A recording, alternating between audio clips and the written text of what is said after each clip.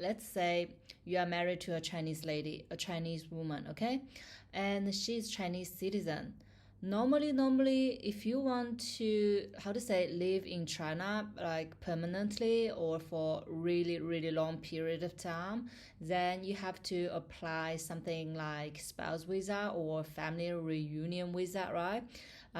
It's the same way as Australia. Like say you apply for spouse visa, then you are on the pathway to get your permanent residency, Australian permanent residency, or green card, like say in the US.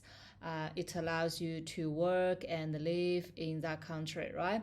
But but apparently in China it works differently. So you are married to a Chinese lady, okay?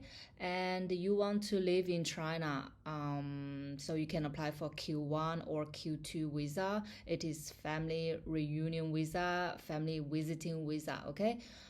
But with this type of visa, you are not allowed to work in China, which means you are allowed to come to China to sit at home to accompany your wife, your children, your parents-in-law every day, but you are not allowed to work. If you want to work, then you have to shift to working visa, which means after you come to China, after you move to China, through your spouse visa, your family reunion visa, and you arrive in China, then you have to start looking for jobs.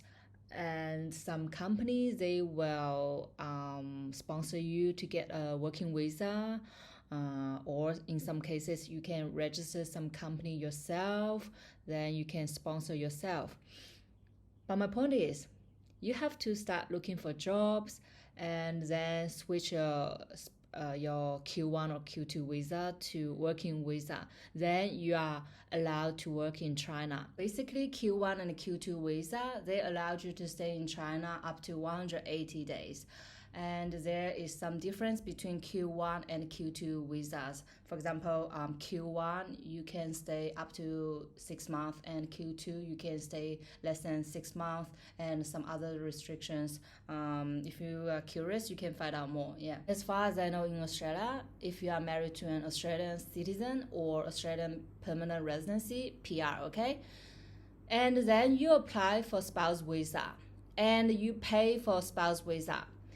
The moment you pay for spouse visa, you are issued with a bridging visa, okay? A bridging visa which allows you to work in Australia without any limit, okay? Basically, you can work up to, I don't know, 100 hours per week, up to you, okay? If your body can survive, if your body didn't reject, then you can work up to 100 hours per week.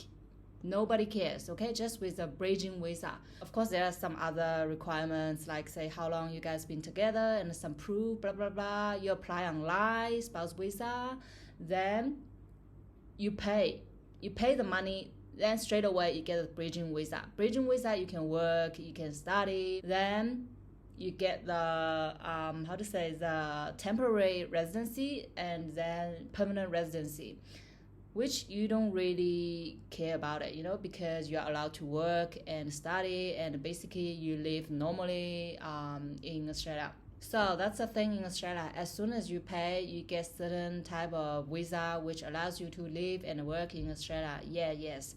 Australia really lacks of labor. Look at those overseas students. So many of them, from China and India. It's like crazy. The money. Some people may ask me, how do I obtain a Chinese permanent residency through marriage, like say while marrying a Chinese woman or Chinese man? Is it possible to get a Chinese permanent residency? Yes, it is still possible, okay? There is still hope. But there are some requirements. Basically, what I read online is that you guys have to be married for 5 years, okay? 5 years. And during these 5 years, you have to live in China at least 9 months each year, okay? 5 years, 9 months each year in China, and you guys happily married for 5 years. then you can apply for Chinese permanent residency. So this is what I read online, okay? It might be wrong or out of date. You better talk to some professional people to get more information. Actually, I could try to guess one possibility why the policy is like this, okay? I can try to guess, okay? Just my guess.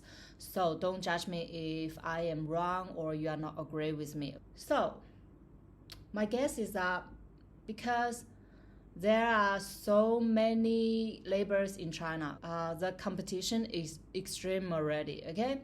So China doesn't want those foreigners who are out of job in their home country, who actually don't have any skills back in their own country, who actually is receiving government support in their home country. Then by chance they marry to a Chinese woman or man, if they were allowed to work through this Q1 and Q2 visa, which means like as long as they marry to a Chinese person, okay, a Chinese citizen, then they move to China, then they start working. It's just like, they don't have any skills or any degrees or any working experience or any education back in home country. Then just marry a Chinese citizen, they come to China and start working. So what will happen in this situation?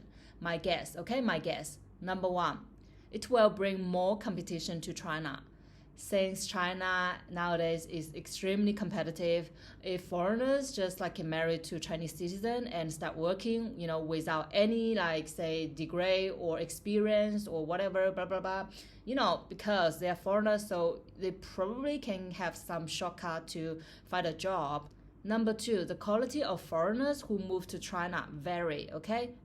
They could be so successful and so bogan. They could be say PhD degree, and they are really successful back in their home country. They came to China because of love, because of marriage, and stuff like this. Or because their overseas company send them over, and some are receiving government support, not even working back in their home country, okay? Imagine if China just provides anyone who married to a Chinese citizen a Q1 or Q2 visa, which allows them straight away to work in China. Imagine that, okay? There are different qualities. I think it will be messed up, okay? It will be so messy. That's just my guess why China made a policy like this. First, you get the Q1, Q2 visa, then you move to China, you meet your Chinese family, then you start looking for jobs. In this case, so it will get rid of those people who are not capable of finding a job at all. Those people who are not qualified to find a job in China at all. Because normally companies who would like to sponsor you, they definitely know you have certain type of skill. Either you want to be like an English teacher in China, or you are programmer in China, or you are, let's say, a model in China. Okay. You at least get something. You get something to show. You qualified. Not like you are nothing at all, Not like you are completely loser, okay?